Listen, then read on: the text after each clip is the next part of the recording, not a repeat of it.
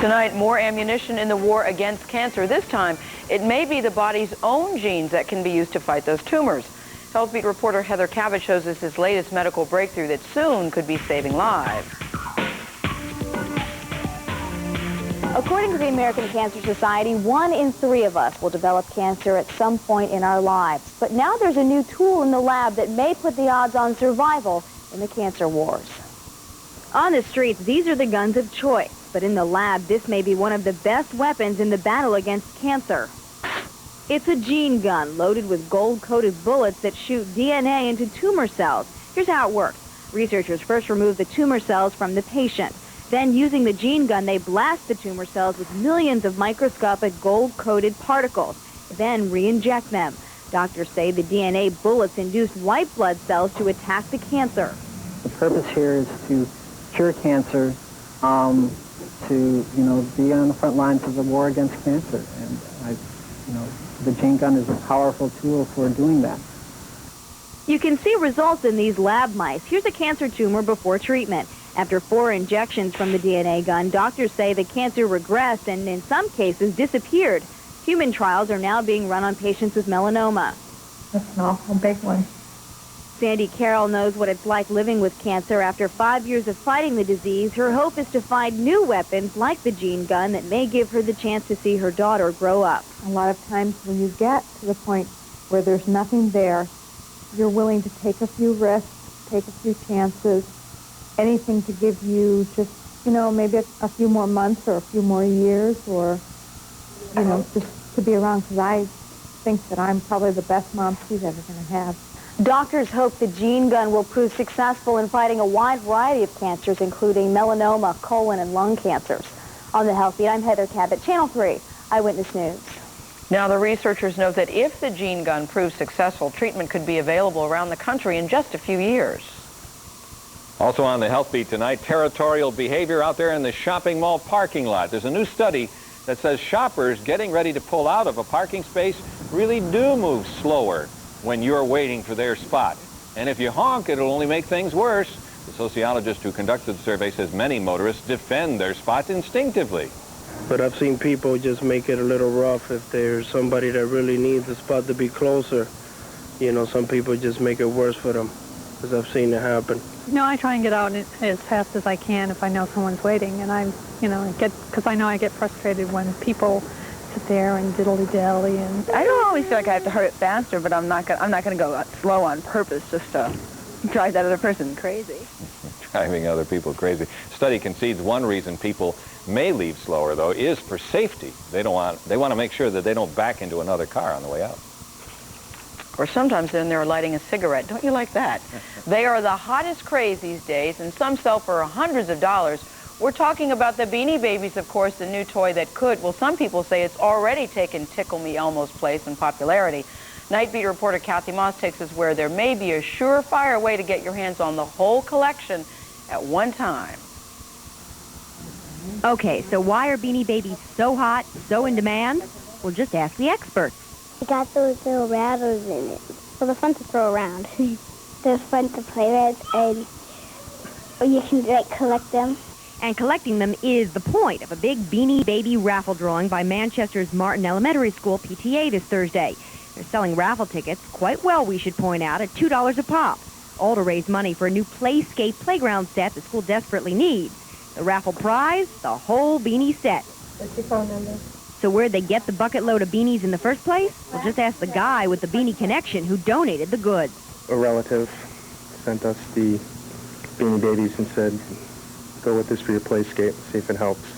And it was just great timing. And great timing it is. Look at the cover of this month's Collecting Figures magazine.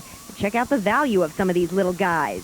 Zip, the black cat, worth $1,400. I think these are going to be bigger than that Elmo or whatever it was. Chili, the white polar bear, worth $350. Peanut, the light blue elephant, would you believe, $535? And Platypus, the variation model, of course, valued at $425. What would you do if you won the whole set of 77 Beanie Babies? I don't know what I'd do. I'd keep them in a special place since they're going to become collector's items. So as of Thursday night, one lucky winner will take home the whole set of 77 Beanie Babies, and hopefully the school by then will have banked enough money to get a new play set. You could call this a Beanie Baby Bonanza. In Manchester, I'm Kathy Moss, Channel 3 Eyewitness News, Night Beat. And at a recent internet auction, a complete set of the 77 Beanie Babies went for $1,726. We understand that those discontinued beanies are the more costly ones. Yeah. Curious to see what happens on Thursday. We'll let you know. Yeah. Right here. Straight ahead on Eyewitness News tonight, it's right here in New England, and it's probably as popular as those Beanie Babies, especially for folks with a sweet tooth. We'll show you where to find this ton of chocolate.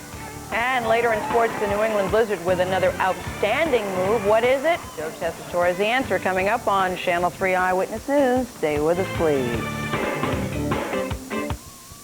On the next American Journal, the exclusive TV interview with the oldest mother in the world continues. Join Nancy Glass and spend a special day with the family. Yeah. What is it that brings tears to your eyes?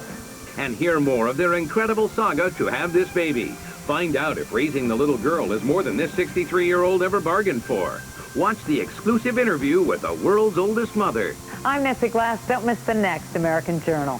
Weeknights at 7:30, right here on Channel 3. And Eyewitness News Night Beat continues with a hint of rain, but just a hint of rain in the air. Let's check temperatures on 3 Live WeatherNet. Right now, 60 to 61 degrees at the Channel 3 New England Weather Service in Hartford and across Connecticut. 58 degrees at the Torrington Country Club in Goshen. 57 degrees in Meriden and 59 degrees in Waterford. And we put our radar echoes into motion, and you'll see that we've got echoes of rain showing up on radar, but I've got to tell you that these drops are falling through the air and they're evaporating before they hit the ground.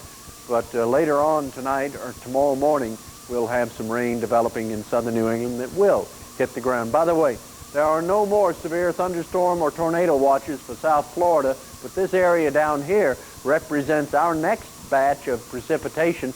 That's a part of a low-pressure system forming off the southeast Atlantic coast that'll be moving up toward New England tomorrow. This evening, showers and some thunderstorms to the south of us overnight.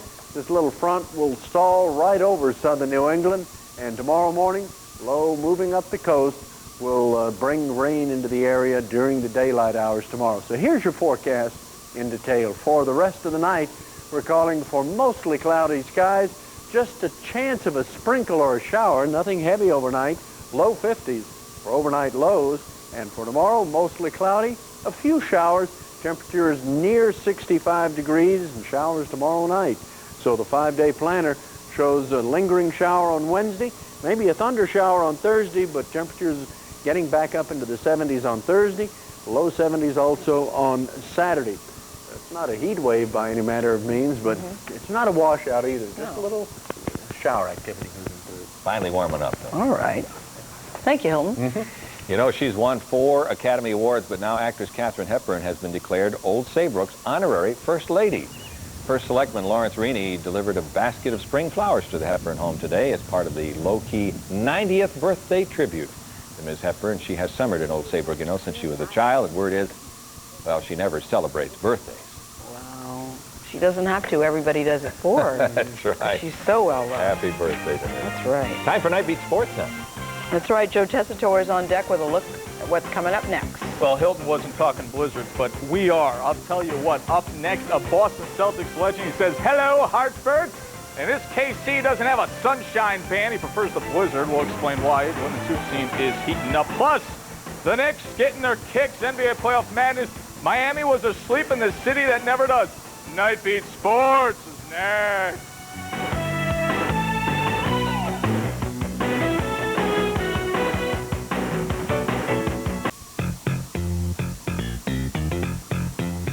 Within the past month, the New England Blizzard have added 3 names that have as much market value in this area as there could be. Carol Walters and Carlo Berube, they were locks. But today, the addition of Boston Celtics legend Casey Jones blew everyone away. That's right, Hall of Famer Casey Jones has been named the new head coach of the New England Blizzard. Jones agreed to a 4-year deal to be announced tomorrow. He becomes the first major figure on the men's side of the game to join the women's pro ranks. He met with Rosati, Berube, and Walters last week and has already started breaking down game film. Yeah, that's what you'll like to hear. Here's the Jones file, of course, the great Celtics player, 58-67, 8 titles there. All-time highest winning percentage for a head coach for the Celtics, and he has been a part of 12 World Championships. Blizz GM Pam Battalis speaks out. Yes, it's historic. It's also monumental because I think now we're seeing for the first time a legitimate legend on the men's side of the game making that transition and crossing over to the women's side of the game. And I think what that does is Casey Jones is very proud of the fact that he's simply stating basketball is basketball. Yes, it is. NBA playoffs. The Pat Riley revenge war continues. A win tonight, and the Knicks could really cool off the Heat. Game 4, Knicks wanted a 3-1 lead badly in this one, and John Starks took it personally. Look at the big three-pointer. Knicks up huge. And look who's at the game. Wayne Gretzky and family, as if his life on the ice isn't perfect enough. Back to reality. Starks, the man, led all Knicks scorers with 21 points. Knicks coasted all the way for the win. 89-76, Game 5 Wednesday in Miami, and Utah leads early on. So besides Casey Jones, there is other hoop coaching news. Tubby Smith named Rick Pitino's replacement at Kentucky, and the Indiana Pacers introduced us to their newest main man. Hey, Larry, did you want to coach any other team? Good question. I didn't want to coach any other team. The Pacers asked me really 3 or 4 years ago before Coach Brown came in, and if I had any interest in coaching the team. And at that time, my back was still bothering me. And hey, take a look at these numbers. The Yankees, Mets, and Red Sox were all playing in exhibitions today. They had the day off. Doc Gooden against Columbus. This is against AAA. He pitches 3 innings, gives up 8 runs and 10 hits. His recovery is not going as planned, at least today it wasn't. Finally, a Play of the Year nomination from the girls' high school softball in Peoria, Illinois. Watch Deanna Corey going after the ball. Nothing gets in her way. Are you kidding me? She makes the catch. Head first into the ground through the fence. Technically, according to the major leagues, that's still a homer because of where she landed. But who cares?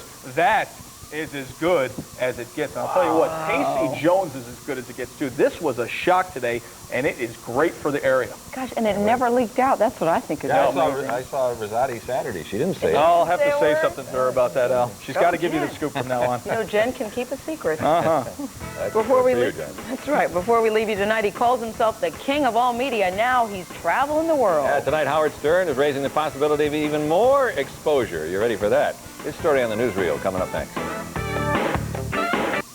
Bring your family and see entertainment that goes to the extreme at the all-new edition of Ringling Brothers and Barnum and Bailey.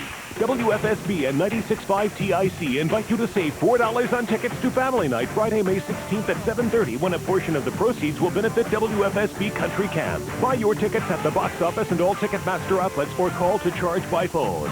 Join the Family Night fun and experience the best live action anywhere at the greatest show on earth. Coming to Hartford Civic Center May 16th through 18th.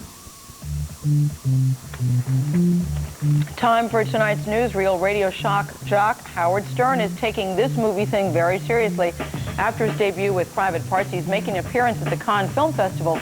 Stern's promoting the movie and raising the possibility of syndicating his wildly successful radio show in France. And if you don't think that was delicious, take a look at this. It's so sweet, it just might make you sick. Vermont's governor unveiling the world's largest chocolate morsel weighs in at 1 ton. I feel pretty good about that. That'll do it for us. Take it easy. Connecticut's mob, an Eyewitness News investigation tonight at 11.